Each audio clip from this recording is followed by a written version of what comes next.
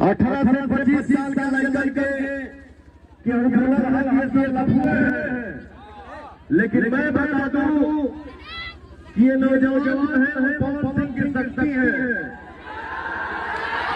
हमारे हिंदुस्तान की ताकत है।